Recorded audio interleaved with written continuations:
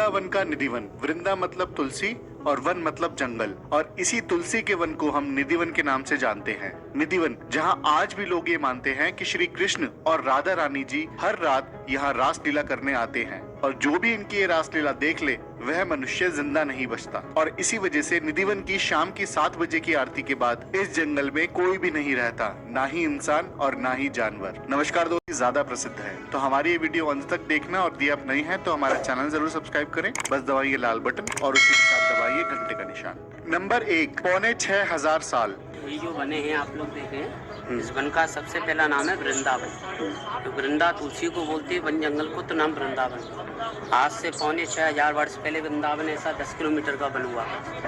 निधिवन एक तुलसी के पेड़ों का वन है जो कि माना जाता है कि आज से तकरीबन 6500 साल पहले 10 किलोमीटर की डायमीटर में फैला हुआ था, और उसी जगह को लोग बोलते थे वृंदावन। नंबर 2, रासलीला। वृंदावन धाम में भगवान ने गौओं का पालन किया, सेवा किया। वृंदावन में भगवान कन्हैया का नाम पड़ा गोपाल, गौओं को पालने वाला। उन्हीं गायों को बचाने के लिए भगवान ने जल के अंदर जमुना में काली नाग से युद्ध किया। वृंदावन में 16,108 रूप लेके तुलसी वन में महारास रचाया, जो भगवान ने गोपियों की कामनाएं, इच्छाएं पूरी की। भगवान श्री कृष्ण का जन्म हुआ था मथुरा में, और गोकुल में उनका पालन पोषण हुआ, और वृंदावन वो जगह थी जहाँ पर उन्होंने लीलाएं की थी। और उन्हीं लीलाओं में से एक लीला है जब भगवान श्री कृष्ण ने 16,801 रूप लेकर तुलसी वन में यानी निधिवन में महारास रचाया था और गोपियों की कामनाएं और इच्छाएं पूरी की थी। नंबर 3, संत चैतन्य महाप्रभु जी। पर वृंदावन में कलयुग हुआ, कलयुग में वृंदावन आलोक हुआ। बंगाल के संत हुए चैतन्य महाप्रभु जी, जिन्होंने नवद्वीप से आके वृंदावन बैठ के वृंदावन का प्रकाश किया। वृंदावन इतना प्रकाश हुआ, चारों ओर का जंगल समाप्त होता चला गया, पर ये भगवान का आज से छोटा सा प्राचीन जंगल आज भी रह गया है, जिसको बोलते हैं निधिवन मधुवन। कहते हैं कि कलयुग में निधिवन लुप्त होता जा रहा था, तब संत श्री चैतन्य महाप्रभु जी ने नवद्वीप से आके वृंदावन में तपस्या करी, जिससे उन्होंने तुलसी वन यानी निधिवन को प्रकाश किया। और इसी वजह से यह एक चमत्कार ही है कि आज कलयुग में भी निधिवन का तुलसी वन मौजूद है। नंबर 4, हरिदास। तानसेन के गुरु हुए स्वामी हरिदास, जिन्होंने यहाँ के 12.5 साल भजन साधना तपस्या किया। भगवान के भजन साधना से भगवान प्रसन्न हुए, उनको राधा कृष्ण के इस वन में दर्शन प्राप्त हुए। उन्हीं को भगवान की 2 प्रतिमाएं मिली वन से, जिनके नाम से आज वृंदावन नगर बसा, वृंदावन बिहारी और बांके बिहारी। तानसेन जी के गुरु थे स्वामी हरिदास जी, और स्वामी हरिदास जी ने वृंदावन में आके 12.5 साल कृष्ण जी की तपस्या करी, और अपनी तपस्या के बाद उन्हें भगवान श्री कृष्ण के दर्शन प्राप्त हुए, और उसी वजह से निधिवन में 2 मूर्तियां प्रकट हुई, जिसकी वजह से आज वृंदावन का नाम रखा गया है, जिसमें पहली मूर्ति थी वृंदावन बिहारी और दूसरी थी बांके बिहारी। नंबर 5, तुलसी के पेड़। गोपियों का स्वरूप किया। जब गोपियों ने कहा कि हमको प्रभु वृंदावन वास करना, तो उन्होंने वृंदावन तुलसी के नाम से इनको वृक्षों का वास किया कि मैं आऊँगा, मेरे सामने आप गोपी कृष्ण बन के दर्शन प्राप्त करोगे, बाकी के 24 घंटे में आप यहाँ वृक्षों के रूप में वास करोगे। तो आज भी ये वन तुलसी के पेड़ बोले जाते हैं। घरों में श्यामा रामा तुलसी होती है, ऐसे ये वन तुलसी। हमारे घरों में जो हम तुलसी उगाते हैं उनका नाम है श्यामा तुलसी और रामा तुलसी, लेकिन निधिवन में जो तुलसी के पेड़ हैं उन्हें वन तुलसी के नाम से जाना जाता है। और यह माना जाता है कि निधिवन के तुलसी के पेड़ असल में तुलसी नहीं बल्कि कृष्ण जी के समय की वो गोपियां हैं जो कृष्ण जी के साथ हर रात रासलीला करना चाहती थी, और इसी वजह से कृष्ण जी के आशीर्वाद से कान्हा यहाँ हर रात निधिवन में रासलीला करने आते हैं, और दिन में वही गोपियां यहाँ के तुलसी के पेड़ बन जाती हैं। नंबर 6, सूखे पेड़।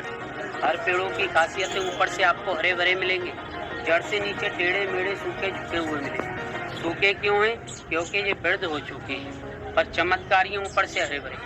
टेढ़े मेढ़े इसलिए कि भगवान कृष्ण टेढ़े हैं, ऐसी यहाँ की लताएं टेढ़ी हैं। झुककर आज भी भगवान की रज भूमि को नमन करते हैं। कहते हैं वृंदावन के वृक्ष का मरम ना जाने कोई, और डाल डाल की पात पात पे श्री राधे राधे हो। निधिवन के इन्हीं तुलसी के पेड़ों को जब आप ऊपर से देखेंगे तो आपको यह हरे भरे नजर आएंगे, लेकिन नीचे से देखने पे आपको पता चलेगा कि यह पेड़ बहुत ही सूखे हुए और मुरझाए हुए हैं। यह माना जाता है कि यह एक चमत्कार है, और असल में यह पेड़ नीचे से झुक के धरती को छू रहे हैं, जो ये दर्शाता है कि वह पेड़ आज भी श्री कृष्ण को नमन कर रहे हैं। नंबर 7, ललिता कुंड। दादाजी की सखी हुई ललिता विशाखा।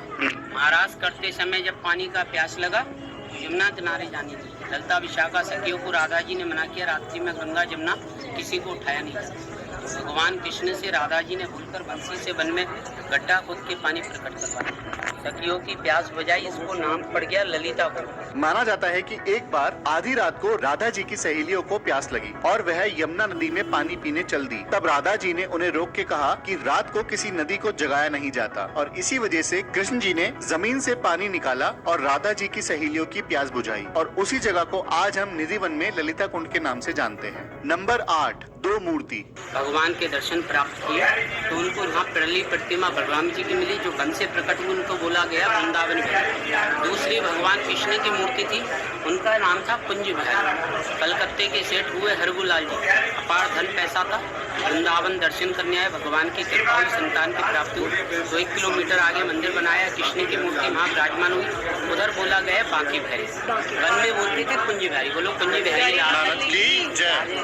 स्वामी हरिदास जी की तपस्या से जो दो मूर्ति निधिवन में प्रकट हुई थी, उनका नाम था वृंदावन बिहारी और कुंज बिहारी। वृंदावन बिहारी मूर्ति थी कृष्ण जी के बड़े भाई बलराम जी की, जिसके दर्शन आप आज भी निधिवन में कर सकते हैं। और जो दूसरी मूर्ति थी कुंज बिहारी, वह निधिवन से 2 किलोमीटर दूर स्थापित कर दी गई, और जिसे हम आज बाके बिहारी मंदिर के नाम से जानते हैं। नंबर 9, श्रृंगार महल। राधा जी का श्रृंगार घर बोलते रंग। रात्रि में जाने से पहले यहाँ का बेड लगा हुआ है, उस बेड को सजाया जाता है। भगवान के प्रति आज भी लड्डू, पान, दातुन, लोटे में जलो श्रृंगार रखा जाता है। शाम को 7:30 बजे आरती होती है, 8 बजे मंदिर बंद हो जाता है। सवेरे में 6 बजे मंगला आरती के समय खोला जाता है। आज भी भक्त लोग मंगला आरती करने आते हैं, भक्तों को दर्शन प्राप्त होता है। रात का लड्डू फूटा मिलता है, पान छिपा मिलता है, लोटे में जलने मिलता है, श्रृंगार फैला होता है। बेड ऐसा लगता है जैसे कोई इंसान बैठ के सोता है। निधिवन में आज भी एक श्रृंगार महल है, जिसमें हर रात 7:30 बजे की आरती के बाद वहाँ के पुजारी उस महल में श्रृंगार का सामान सजा के रखते हैं, और अगले दिन जब वह सुबह लौटते हैं तो उन्हें वह सारा श्रृंगार का सामान इस्तेमाल हुआ मिलता है।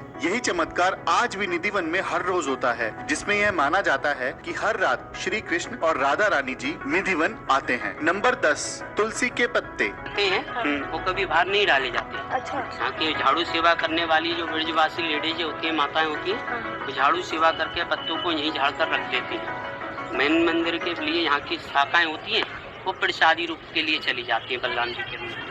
वही प्रसादी भक्त लोगों को दिया जाता है, जो भगवान का प्रसाद निशानी होता है। निधिवन में आज भी जब भी सफाई होती है तो तुलसी के पेड़ों से गिरे हुए पत्ते और शाखाएं बाहर नहीं फेंके जाते। निधिवन के सफाई कर्मचारी उन सारे पत्ते और शाखाओं को एक जगह इकट्ठा कर देते हैं, और यहाँ के पुजारी वह सारी शाखाएं बलराम जी के मंदिर में चढ़ा देते हैं, जो कि भक्तजनों को प्रसाद के रूप में दिया जाता है, और उन शाखाओं को भक्तजन अपने घर ले जाकर अपने घर के मंदिरों में चढ़ा देते हैं। नंबर 11, भक्ति। ये भगवान का हृदय भूमि है, स्वामी हरदास जी की तपो स्थान है। ये कोई मंदिर नहीं है, ये साधना का, भजन का स्थान है। इसमें घूमने से भगवान की भक्ति और भजन का आनंद का एहसास होता है। यहाँ आने से भक्ति का महत्व होता है कि प्रभु की भक्ति करने पे कितना आनंद प्राप्त है। जब भी आप निधिवन घूमने जाएंगे तब आप वहाँ ये देखेंगे कि निधिवन के तुलसी के पेड़ों पे कोई भी ना तो चिड़िया का घोंसला है और ना ही उन तुलसी के पेड़ों के नीचे कोई घास है। वहाँ के पुजारी ये मानते हैं कि निधिवन कोई मंदिर नहीं बल्कि भक्ति करने का एक स्थान है, जहाँ पे श्री हरिदास जी ने अपनी तपस्या की थी। और जब भी आप निधिवन घूमेंगे तब आप भक्ति के उस स्थान का आनंद ले सकते हैं। नंबर 12, गोपेश्वर महादेव। भगवान शंकर कैलाश को छोड़ के वृंदावन भूमि में आए तो यहाँ की गोपियों ने देख के भगवान शंकर से मना किया कि आपका कोई महत्व नहीं, आप तो संत पुरुष हो। पुरुष केवल एक कन्हैया है, बाकी का दूसरा कोई पुरुष नहीं आता है, आपको दर्शन प्राप्त नहीं। यहाँ गोपियों को दर्शन प्राप्त है। शंकर जी निराश हुए, बलराम जी से कामना की कि आप तो यहाँ के राजा, मेरे को कृष्ण का दर्शन प्राप्त हुआ। बलराम जी ने जमुना माता से बोल के भगवान शंकर को साड़ी पहना के श्रृंगार करके भेजा। लेडीज रूप में जब भगवान शंकर आए, गोपियों ने नहीं पहचाना। भगवान कृष्ण मुस्कुरा के देखकर बोले कि आओ गोपेश्वर महादेव। गोपेश्वर का नाम लेने से राधा जी नाराज हो गई, बोली इतनी गोपियाँ थी, किसी का ऐसा नाम नहीं लिया। आज नई गोपी आई जो हमारे ऊपर हेड बना दिया, गोपियों का ईश्वर कर दिया। निधिवन में जब हर शाम कृष्ण जी गोपियों के साथ रास रचाते थे, तो यह देखकर एक दिन शिव जी कृष्ण जी के दर्शन करने एक स्त्री का रूप लेकर निधिवन आ गए, ताकि वह कृष्ण जी के साथ निधिवन में रास रचा सके। और उन्हें ऐसा करते हुए किसी भी गोपी ने नहीं पहचाना, लेकिन कृष्ण जी ने पहचान लिया और उसी समय उन्होंने शिव जी को गोपेश्वर नाम से पुकारा, जिसका मतलब है गोपियों का ईश्वर। इसीलिए वृंदावन में शिव जी का एक मंदिर भी है, जहाँ पे उन्हें गोपेश्वर महादेव के नाम से जाना जाता है। नंबर 13, बांसुरी चोर। वृंदावन में भगवान कृष्ण हुए माखन चोर, जिन्होंने भगवान ने गोपियों का माखन लूटा। भगवान कृष्ण ने माखनों की चोरी की। राधा जी नाराज हुई कि कृष्ण हमारी गोपी को सताते हैं, तो हम भी कृष्ण को सताएंगे। राधा जी ने ललिता विशाखा से बोल के भगवान कृष्ण की बंसी मुकुट पायल को चोरी कराया। वही ललिता विशाखा ने बंसी मुकुट ला कर दिया। राधा जी ने वन के अंदर कृष्ण रूप लेके यहाँ बंसी बजाई, सखियों को दर्शन दिया। भगवान कृष्ण राधा जी को देखकर कहने लगे, चोर चोर बंसी चोर। वृंदावन धाम में राधा रानी बंसी चोर कहलाती है। निधिवन में आपको एक और मंदिर के दर्शन होंगे, जिसका नाम है बांसुरी चोर, और यह मंदिर है राधा रानी जी का। माना जाता है कि कृष्ण जी हमेशा माखन चुरा के खाया करते थे, और इसी वजह से एक दिन राधा जी नाराज हो गई और उन्होंने कृष्ण जी को सबक सिखाने के लिए उनकी बांसुरी चुरा ली, जिस वजह से निधिवन में बांसुरी चोर का यह मंदिर स्थापित हुआ, जिसमें आप राधा रानी जी को कृष्ण जी की तरह बांसुरी बजाते हुए देख सकते हैं। नंबर 14, भक्तों की समाधि। भक्तों की समाधि जो वन के अंदर में आए थे, इस भाव को लेकर कि हम भगवान को दर्शन करेंगे, भगवान को जानेंगे। भगवान को कोई जानने वाला नहीं, भगवान केवल भाव और भक्ति के भक्ति होते। इस जंगल में रह तो गए, किस रूप में क्या देखा किसी को बताने लगे। संत लोगों को मृत व्यक्तियां मिले, उन मृत व्यक्तियों के देखकर परिवार वालों को बुलाकर संत लोगों ने उन लोगों के नाम की समाधि बनाई कि वो नहीं रहे, उनका नाम रहा वृंदावन वास प्राप्त हो, इस रजभूमि में रहने का आनंद है, तो उन लोगों के नाम की ऐसी समाधि है। निधिवन की यह बहुत बड़ी मान्यता है कि यहाँ पे हर शाम श्री कृष्ण रास लीला करने आते हैं, जिस वजह से उनके कुछ भक्त उनके दर्शन प्राप्त करने के लिए निधिवन में रात को घुस आते हैं। लेकिन यह माना जाता है कि आज तक कोई भी भक्त कृष्ण जी के दर्शन नहीं कर पाया, और जब सुबह निधिवन वापस खुलता है तो उस भक्त का मृत शरीर निधिवन में पाया जाता है, और उन लोगों की समाधि आप निधिवन घूमते हुए वहाँ देख सकते हैं। नंबर 15, 56 भोग। भगवान द्वारकापुरी गए, द्वारकापुरी के ब्राह्मण पंडितों ने सबने 56 भोग बना कर दिया भगवान कृष्ण। अच्छा, इसलिए 56 भोग का प्रसाद। भगवान पर उदास थे, भगवान को अच्छा नहीं लगा। अच्छा। बोले प्रभु ऐसा क्या है, इतने 56 भोग आप पा रहे थे? बोले मेरे को 56 भोग से पेट नहीं भरता है, जब तक मेरे ब्रजवासी 4 गाली नहीं दे, मुझको नहीं सुनाए मेरे सखाए, तब तक पेट ही नहीं भरता है। भगवान श्री कृष्ण ने वृंदावन में हमेशा सिर्फ सेवा की है। पहले उन्होंने सेवा की गायों की, और फिर उन्होंने सेवा करी ब्रजवासियों की। और जब भगवान श्री कृष्ण द्वारकापुरी गए तो वहाँ के ब्राह्मणों ने भगवान के लिए 56 भोग का प्रसाद परोसा, लेकिन भगवान श्री कृष्ण खुश नहीं थे। तो ब्राह्मणों के पूछने पे भगवान श्री कृष्ण ने बताया, मुझे 56 भोग के प्रसाद से खुशी नहीं होती, बल्कि अपने ब्रजवासियों के कटु शब्द से खुशी होती है। नंबर 16, बलराम मंदिर। बलराम जी का 2 मिनट यहाँ अंदर जो मूर्ति का दर्शन करेंगे, बैठ के दर्शन करने होते, खड़े होने से अपराध लगता है।